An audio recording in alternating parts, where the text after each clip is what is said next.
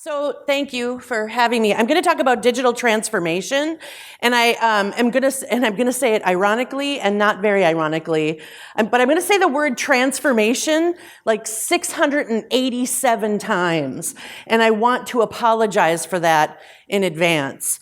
So let's do this. I think you're all in the transformation business, right? How many of you use the word transformation on your website? How many of you use it in your proposals? How many of you talk about it? How many of you hear about it? How many of you have clients that are struggling with it? Transformation is this thing that we're sort of in the middle of in businesses and CEOs and CIOs and marketing managers, and everybody in business is under incredible stress right now. We're at this really interesting point in business. Most people, most organizations know that they need to innovate. They know the world around them is changing, and yet they don't really know what to do. So they need us. Basically, they know they need to transform. And the pressure has gotten so high and so vast that the concept of digital transformation has achieved full-on buzzword status. We are talking about transformation in the same way that we talked about synergy 5 years ago. Transformation straight up means nothing. It means nothing. We're all talking about it all the time, but it doesn't actually mean anything. So what are these numbers? Well, $1.2 billion is the estimated annual spend by global companies trying to achieve digital transformation in 2017. 4,300 is the number of monthly Google searches for digital transformation. And there are 14 million search results that those 4,300 people can click on to learn what it is or how to get it. We know we need it. Where do we go? Google. So many people want it, so many service providers offer it, and so much money is spent on it. But what is it? 2.3 million search results for digital transformation definition aim to answer that question. So here are 3 definitions from agencies that have digital transformation as part of their services. I don't think any of them are in this room. And you don't need to read each one of these to get a sense of the gist of the definition. These are representative examples of how people talk about digital transformation. We enable organizations to create engaging and consistent digital experiences across every touch point, providing new opportunities for growth. A conscious organizational change where you are helped to explore and develop, The definitions are vague. They focus on the results most clients and businesses want to achieve, new opportunities and revenue, new business, but that's not actual transformation. Those are the things that will maybe happen if a lot of the organizational components line up. These definitions don't reveal the complexity or the heart, the difficulty, the investment that's necessary to actually achieve transformation. In fact, transformation doesn't actually happen online. I told you I was going to say that word a lot. Components of change happen there, but what I want to focus on is what are we really doing to transform businesses? How can we, the people in this room, bring our experience and our perspective and our skills to actual transformation? How can we be clear and direct about what parts are digital and what the rest of it really is? So, also my slides, not a designer. I want to be real clear. Not a designer, not good at slides, so you get words, and there's usually 2. Maybe 3, maybe 7. Here's 7. Okay. So many aspects of how businesses operate and are structured are holding them back from the things that they actually want. And we've all experienced some or all of these things getting in the way of the work we want to do with our clients, right? Have you seen this? We'd love to, but the boss isn't approving the budget. We'd love to, but we've always done it this way. Most businesses that are trying to evolve right now are trapped in the way things have always been done, right? In fact, their whole business model is what they've always done. And yet they're being forced to think about new ways of doing business. Sometimes organizations are aware of their limitations, and sometimes they aren't. So this is what businesses want, right? This is what they want. This is where they want to be. They want to move faster. They want new ideas. They want to be first. They don't want to be me toos. What business are you in? Oh yeah, we do that too. What do you do? Yep, us too. We do that too. They don't want to be me too. They want to be different. They want to be unique. They want their employees to work together to build efficiencies and create new processes. They want innovation to drive their businesses and their decision making. They want people to try new things for the love of God. So what is that? Well, it's probably digital transformation. And I think this is why everyone is turning to digital transformation as the solution. They know they need to evolve, and technology got us here. Technology is what's forcing us to adapt. Technology is the thing. It's that thing at the center of all of these experiences and growth. It's the thing at the center of growth and revenue.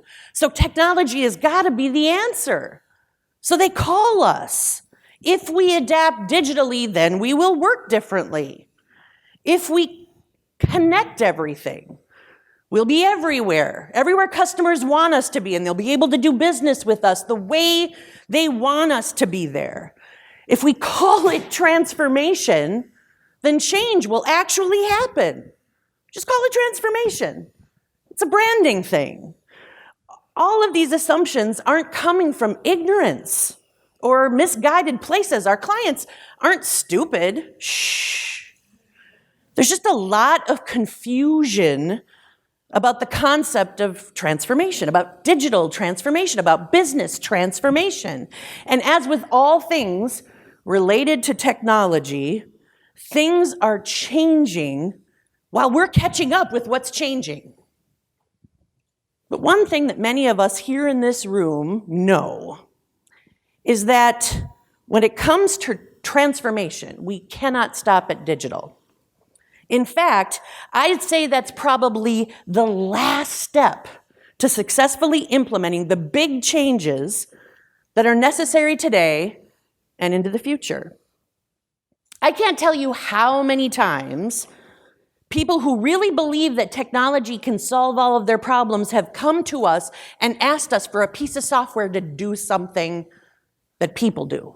Recently, we had a nonprofit come in the door with a big group of people. They had a huge, they're going to achieve consensus among their leadership team, and they came in the door.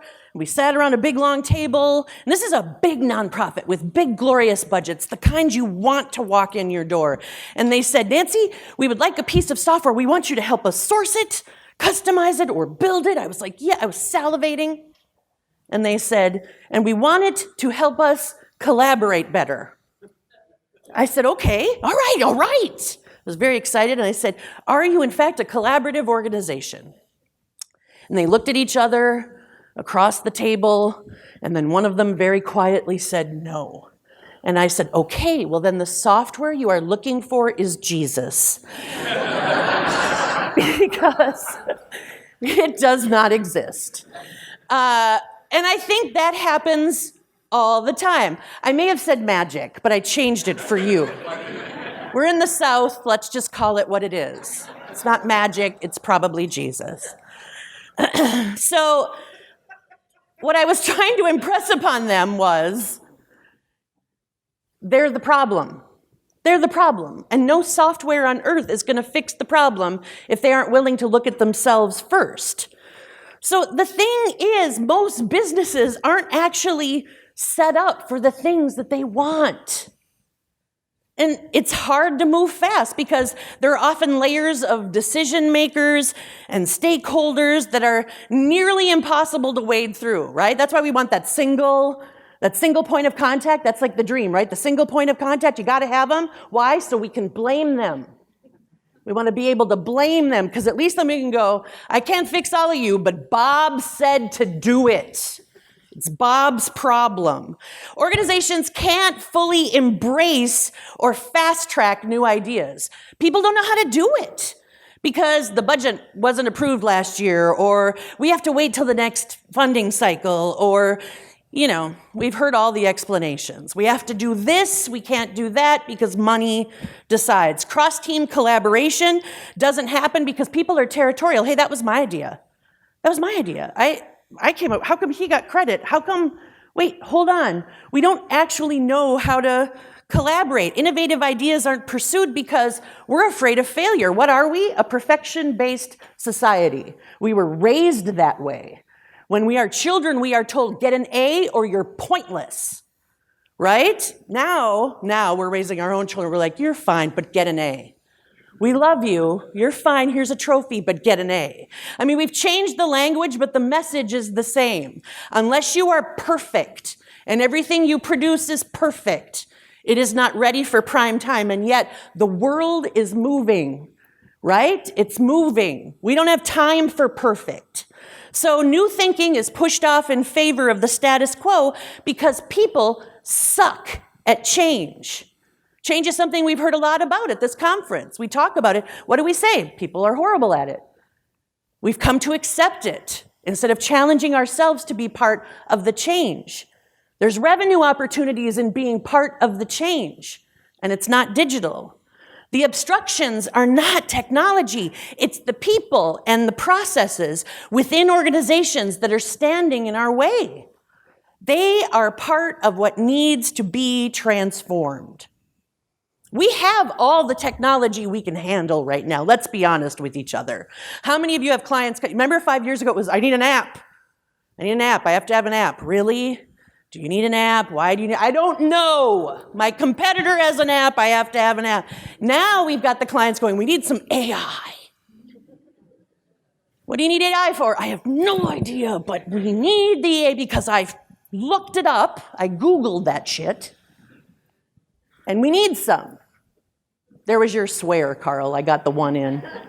Yeah. I left yesterday after hearing Will and said, I got to up my Fs. I got to go home. I got to go back to my room and up my Fs. I did not do that. I did not do that. He can have all the Fs he wants. I don't need them. So we have all the technology we can handle. We've got AI. We've got VR. Everybody wants it. Nobody knows how to monetize it. We got bots. Oh my God, we don't have to talk to you anymore. I don't even have to talk to you.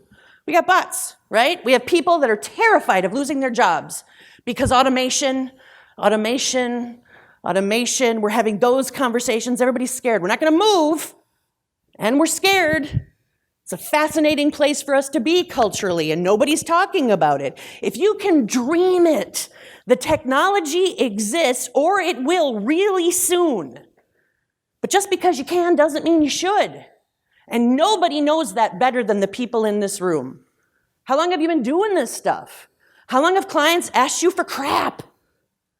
Right? And what do? We point to the data. Here's what your users, here's what your audience, here's what your customers need from you. That's how we answer those questions. So just because we have AI doesn't mean your customer has time to deal with it.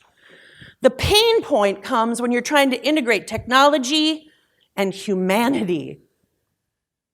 And now we're being challenged to really think about that. We have to embrace service design and focus on behavior.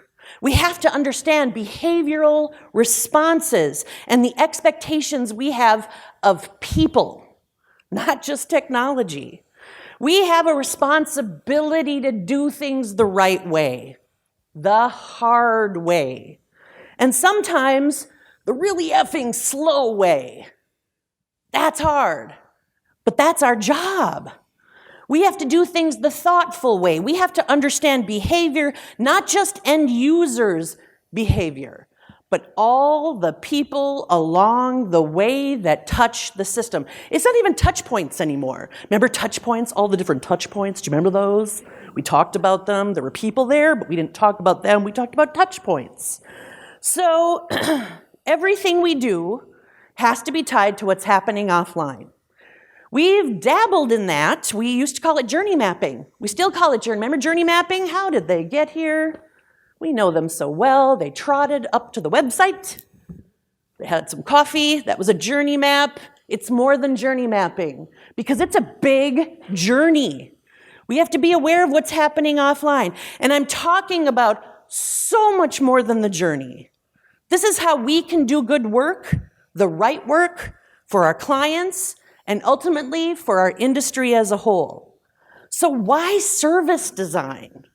Well, the definition of service design is the activity of planning and organizing people, infrastructure, communication, and material components of a service in order to improve its quality and the interaction between the service provider and its customers. I didn't write that, I'm sorry. I didn't write that. Do you want me to do it again? I'm going to tell you again, because you're going to memorize it at least. You're like, yes, please say that again. Okay. The activity of planning and organizing people, infrastructure, communication, and material components of a service in order to improve its quality and the interaction between the service provider and its customers. Improve quality, improve interactions, organize people, infrastructure, communication. These things are at the heart of how a business operates and functions. We need to elevate this type of thinking inside of our clients' organizations before they can successfully tackle the external customer-focused digital results. So most businesses actually do have a sense of what they want to change, or at least what they are aiming for, but they don't know how to do it. Clients' misplaced expectations of technology put us in a unique position. We could build the things they think they need, right? That's when you salivate. We could take advantage of their vulnerable position, but that's not actually good business. It's not responsible service. Instead, we have to reframe things. And like I've said, it's not often about technology. We're in a really interesting business. Unlike surgeons or dentists or lawyers, we are not in a specialty business. Have you ever thought about this? Like, who the hell are we? How did we get here? Where people who are surgeons, right, ask us to figure their business out and then build tools for it. Would you want a surgeon going, hey, I just Googled this last week, talked to some of your customers, talked to some other patients, and now I'm good. I mean, like surgeons can't work the way we work, right? They have to train. And we train with every client. We figure out every business as we engage with them. Is it just me? Or do you all have masters in all the things? Do you? Because I don't. And yet, how many people have you said, I don't know how to do that? How many times have you said that to a client? No, you leave and you go figure it out. I don't understand your business. When was the last time you said that? I have no idea what you're talking about. When was the last time you said that? You are not speaking English to me, right? How many of you, early in your career, you thought, holy Moses, I'm just dumb. But now you realize nobody speaks English, right? After you're a little seasoned, you're like, none of these people make sense. I'm just going to nod and leave and figure it out, right? So unlike surgeons or dentists or lawyers, we're not specialists. We have to be scientists. We have to be explorers. We have to be adventurers. We have to over and over go into a client and the work. We have to learn their business to do our business.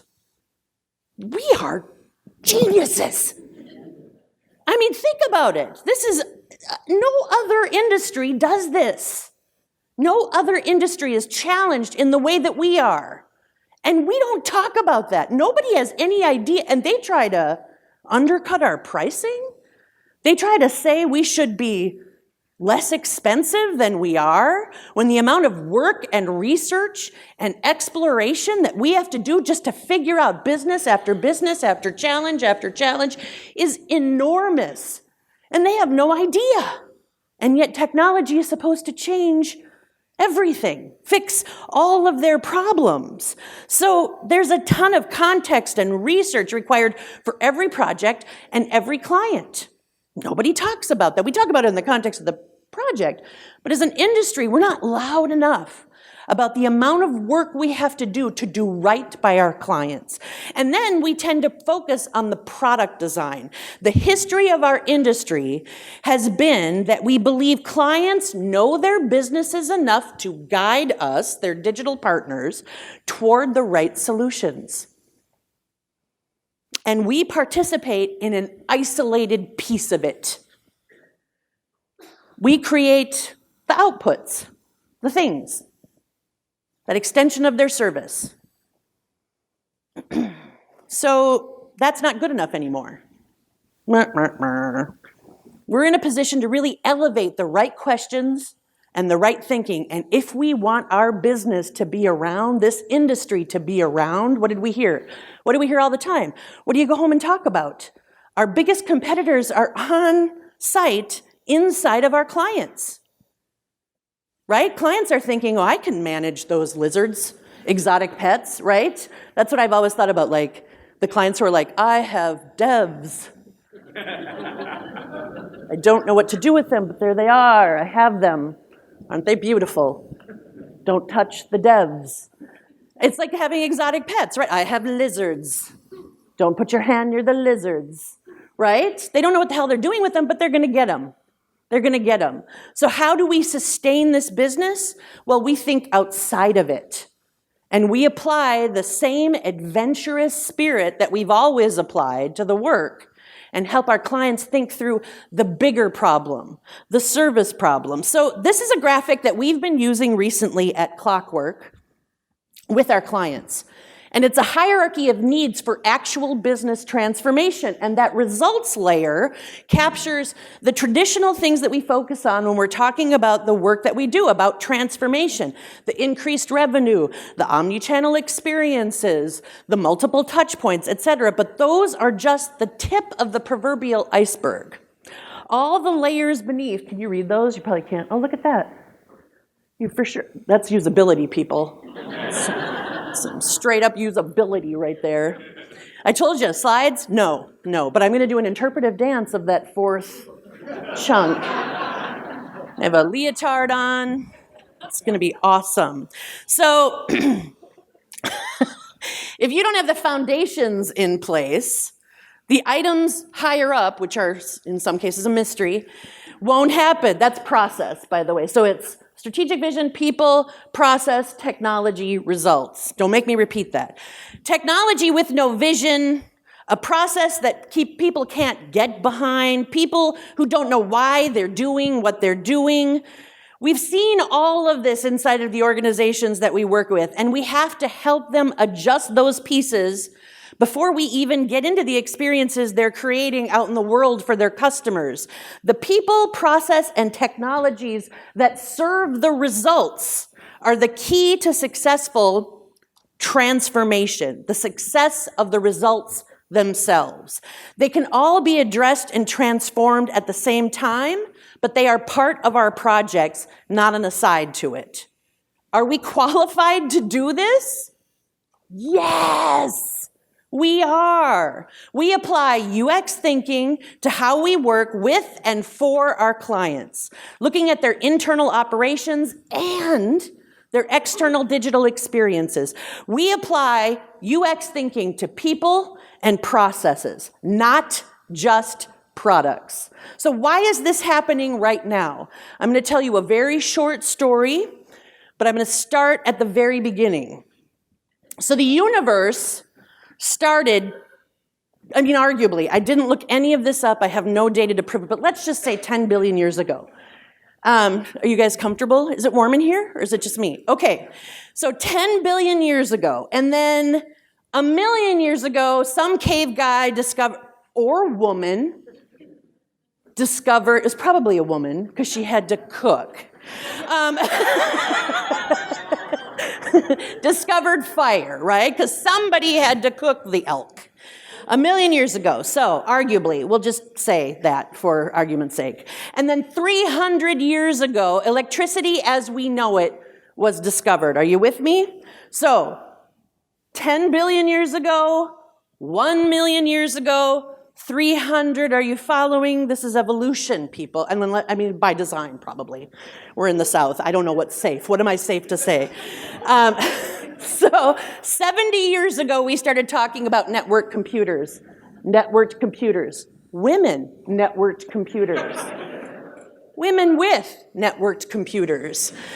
BBSs and really lousy websites started to proliferate on the online space about 30 years ago. Wi-Fi and Bluetooth came along 15 to 20 years ago.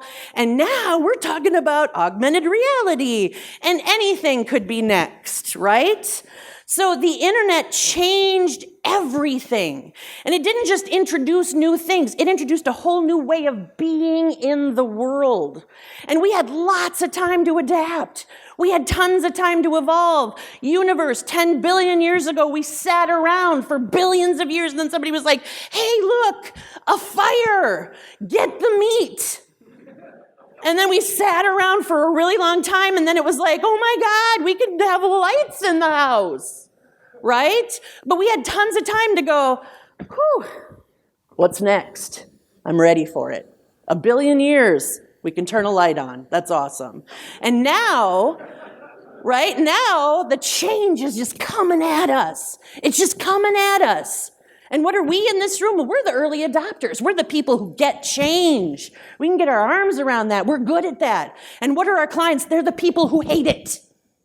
They're the people who can't afford change because, well, this is how we make our money. This is what we do. This is how we make our money. What are we going to do? What are we going to do? So the digital revolution, innovations happen faster than they've ever happened. In a few months, we're seeing the same number of advancements that we used to see in a year or 10 years, right? Even 1,000 years, when you think about it. We had lots of time. Look at the number of new companies and new business models and new products and new technologies that are developed and possibly disappear in 1 year's time. So many parts of how we communicate, live, and relate and experience the world now weren't even around 30 years ago. And we're wondering why clients are so stagnant, why they struggle so much. It's because they haven't had time to actually adjust. They don't know how. Technology changed everything, and that speed is changing business and how businesses do business. And that's not a secret. That's not new. In the 40 years that the internet grew around us, most businesses moved at their usual pace. It was happening, but they kept going the way they were always going. They may have embraced elements of digital culture that were sprouting up, joined social networks. They got on the Insta and took pictures of their purses, right? This very evolved. They added websites that integrated customer ordering. They had a little e-commerce, but mostly they kept budgets and planning cycles and forecasting at the speed of pre-digital times. The way their business operated and the ways in which their people behaved didn't change much. It was just the topics and the tasks that integrated digital. So now we're essentially in an oh shit moment. There's my second swear. You are welcome. Not only do we need to catch up, but they need to be able to continue to keep pace. So what are we going to do? Well, organizations are being forced to embrace digital culture. Digital culture. It used to be that digital was the bastard stepchild of most organizations, right? Those are the lizards in the basement. It wasn't just the lizards on the inside. They lived in the basement. We don't know what they do. Just like, I've always said there's the people that get computers and the people that don't, right? And the people that get them are geniuses, and the people that don't believe that they never will. And we know they're not that mysterious, but don't tell them. We'll be out of jobs, right? They existed side by side, that digital component of a business, but now they're expected to completely transform organizations into digital organizations with digital cultures. So buying new software or connecting digital properties doesn't achieve digital transformation. Organizational transformation, people transformation, process and methodology transformation, instilling service design in business and products, understanding how people behave and adjusting to that. It's changing how your office or your physical spaces are ordered to encourage the behavior you want to see. Change is uncomfortable. It hurts. It makes us feel awkward. It makes us feel not good at something. It makes us feel vulnerable. We're vulnerable when we're in the midst of change. Humans suck at it for all of those reasons. Everything in us fights it. We are creatures of habit. Our bodies and our brains want autopilot. I want to do what I did. I need a routine. I have to do what I did yesterday and the day before. I have to know what's coming. I have to understand it all. I have to be good at it. That's what humans like. We are creatures of habit. But the true digital transformation requires people to change the way things have been done and the way we have approached work and projects and people and our own knowledge. We have to dive into creative thinking and push boundaries. For us, that means preparing clients for the effect that this will have on the people within their organizations. It means taking time to think about and consider how people will feel when things start to change. Taking time to notice how you will feel when things start to change. All of our work cultures are totally different, but there is often a gap between what we say we want and what's happening around us, our existing work culture. If we want real transformation, work cultures have to support some very discomforting things about the kind of culture that is needed to achieve that. Transformation requires cultural energy and cultural investment. It's not a program or a person or a singular project. It's a rallying point and a group effort. It will subvert hierarchies. Good ideas come from all levels within an organization. Because our clients aren't set up in a future-focused way, their business models can kill transformation before we ever get it started. We have to help them learn how to fail. This will be a recurring theme in our going forward work with our clients. And it's generally a huge cultural shift because we are not taught how to fail. We are taught to expect perfection. So we don't know how to learn from failure, which we all know is the key to our success. Learning from failing. And yet we, the digital people, have likely failed a whole bunch, right? We fail all the time. Those are our like I was just talking to Chris Quinn about a whole lot of failure. And in the end of it, it's the best thing that ever happened to us, right? When it's all over, you look back on it and you think, oh my God, I'm so glad I fell on my face like that. Because now I know where I'm going. We're good at failing. We're good at reinvention. Code is imperfect. Bugs are everywhere. The nature of our business is full of failure. We have the experience to show our clients that it's okay to fail. And here's the thing, organizations with a capital O aren't the only obstacles to digital culture. The structure and processes in place are part of the problem, but so are the people. We can look at companies and blame a lack of process or approval or empowerment. We can blame all sorts of things, but we need to help the individuals understand a few things about working together in the new age. We need to encourage good conflict, which is something the human race is inherently lousy at. And the further up north you're from, the worse you are at it. Truly. Like where I live, nobody knows how to have confrontation. So I just walk through the world as a bulldozer. I'm just constantly having arguments with people. It's really fun. Organizations and the people inside of them need to learn how to have good arguments, learn how to deal with confrontation. Good arguments are really good for moving the ball forward, and we suck at it. Ideas and approaches have got to be challenged and stress tested. We have to be comfortable being uncomfortable with pushing assumptions and testing ideas. And departments and teams need to think about how they're evaluating ideas and measuring success. Thinking outside the box has to be measured differently than thinking inside. Success will look really different when new ideas and new thinking actually emerges.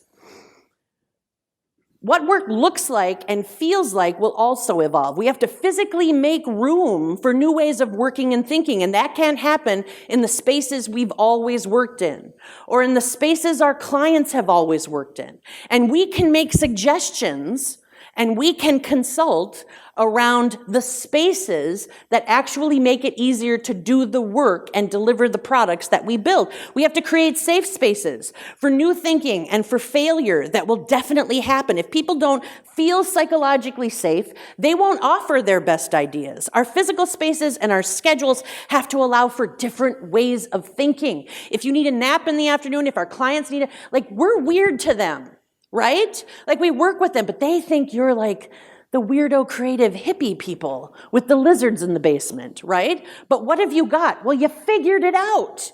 You figured out you don't have to be anchored to a space. You figured out you don't need people in front of you all the time to know that you're getting their best work. You figured out if you have to take a nap at 3 p.m. to get your best work, then a nap is probably okay.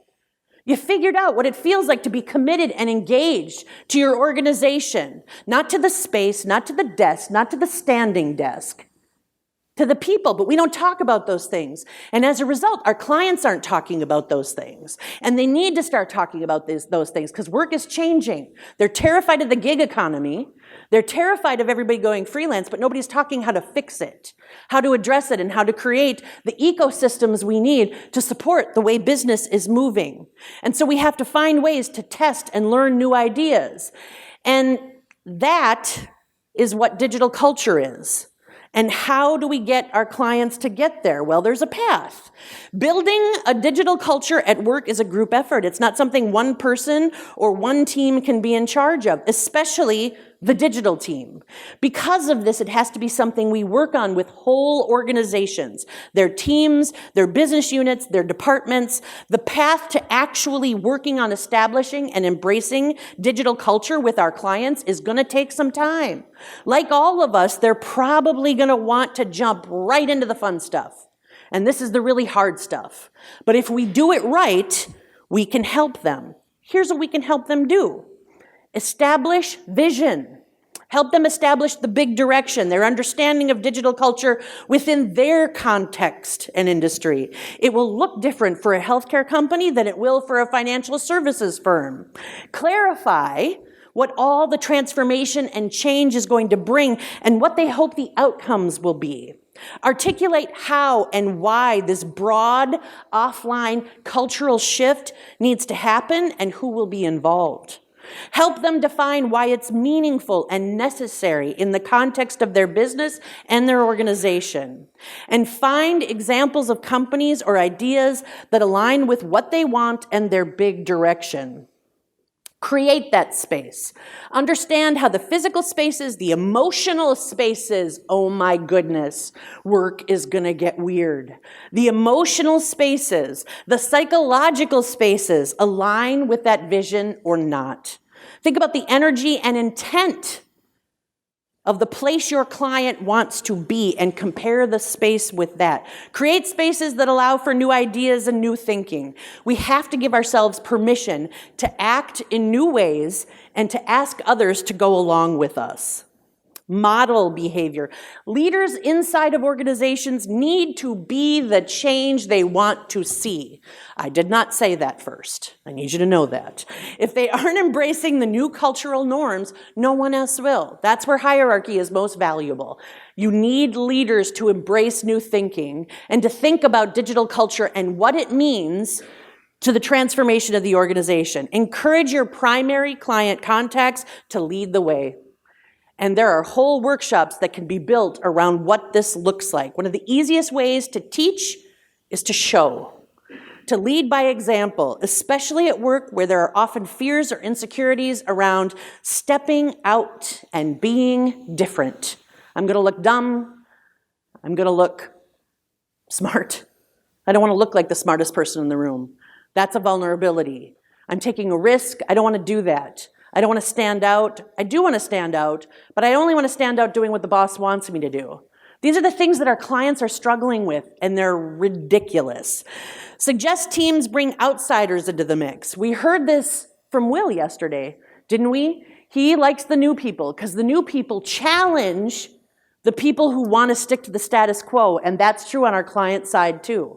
New people challenge the status quo, and that's a good thing. Communicate all the time. What are we bad at? What are most organizations bad at? Communication. Change requires constant messaging, and we can help our clients develop that messaging, prioritize that messaging. People need to hear things 7 times before they remember that. Isn't that a phrase?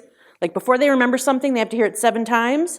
And I think that's probably an understatement. My whole life is about redundancy. I feel like I repeat myself all the time, mostly for the people that I work with, because that's part of the deal. Organizations have to be prepared to talk about their vision, the new behavioral expectations, and the new cultural direction of the organization. Buy-in of people is so important, and you only get their buy-in if you get them to believe. And we can help our clients get their people to believe.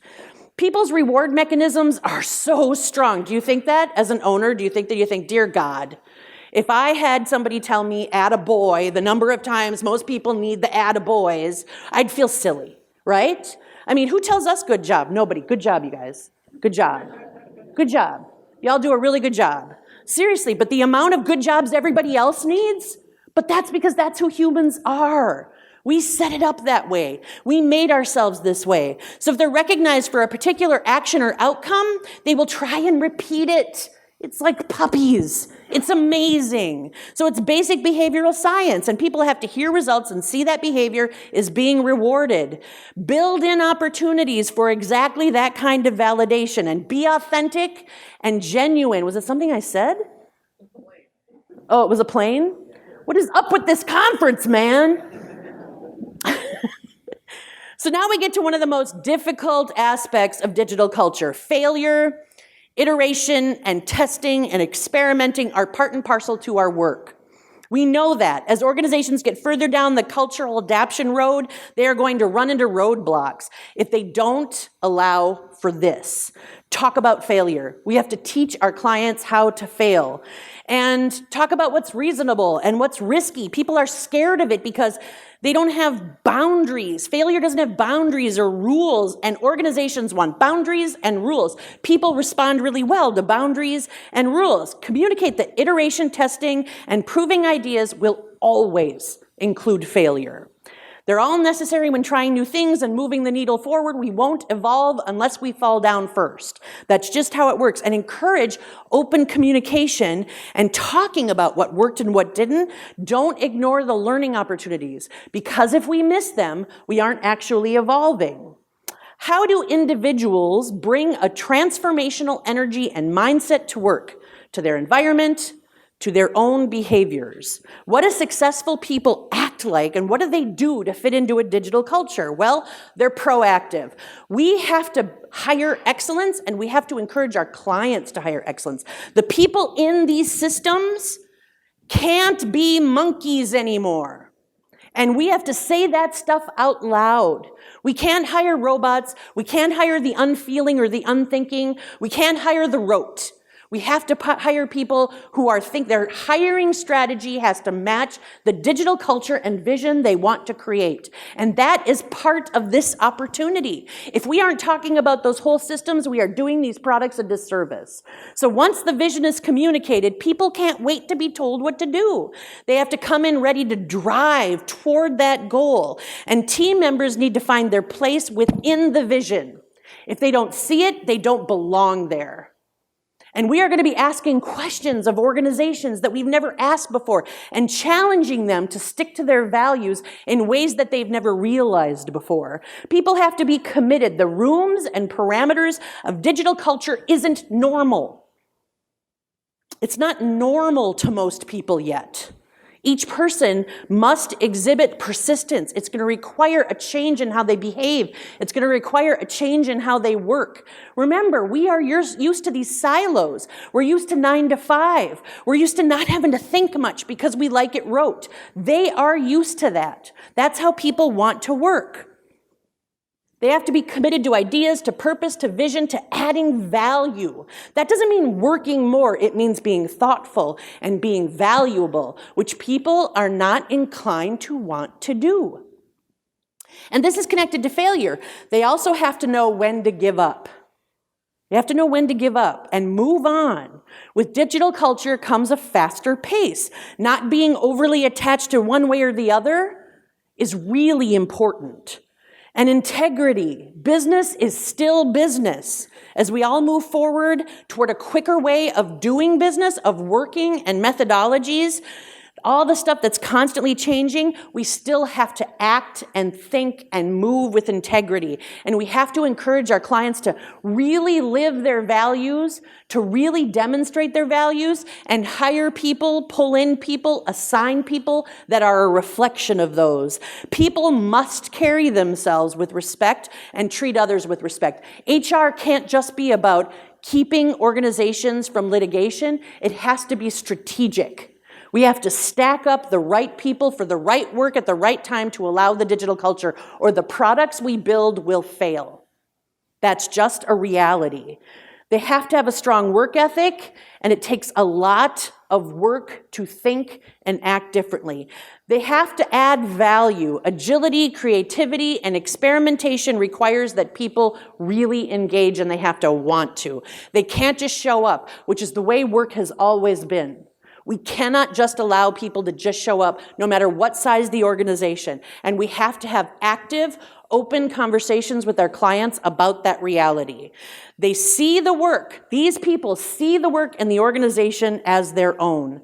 They have to be open-minded. Digital culture hasn't flattened things, or it has flattened things. It's flattened things. It's democratized things.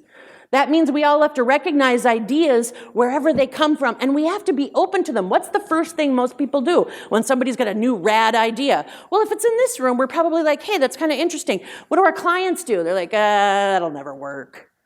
We don't have the people to actually, I'm not sure. Have you noticed that? People default to negative. They do it all the time. That's people's MO. Most humans default to the, I don't think so. That's too much.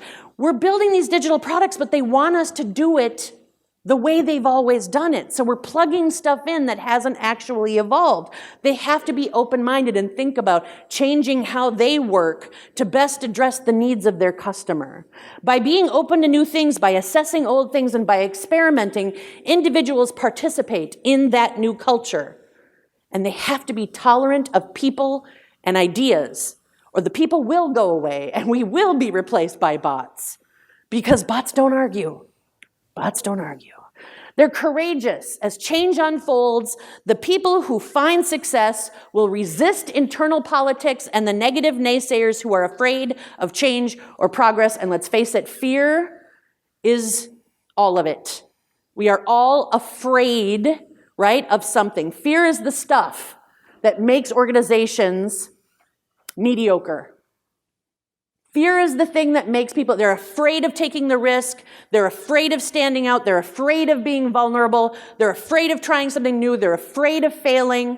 Failure is what's keeping us where we are, and where we are is not competing globally. We are not making our mark globally anymore. And it's because of that fear, and we are the ambassadors of change in this room. As all adaptation and change is happening, they will have the courage, these people will have the courage to speak up with new ideas, and they will have the courage to risk failure. And they are emotionally intelligent. As organizations shift, paying attention to what's happening around the team, the unspoken things, that's no good. Do we see it? Is excellent. Critical importance. It's okay, we're on the last slide. The unspoken things is important. Individuals have to tune in to their energy and others' energy. They have to be empathetic and they have to be flexible. And as teammates fail and get frustrated, they have to hold them up and find the grains of truth and the value in their efforts. They must communicate and work with others and share and listen and take feedback and give feedback. And they have to bring their whole selves to work. Their whole, honest, fallible, vulnerable, brilliant, experimental selves. Again, being the change is what has to happen, not just in our organizations, but on our client side too. We have to encourage our clients to embrace change like never before, and we have to get them to see that the products are not the answer, they are. And we're just complementing all of the work that needs to happen.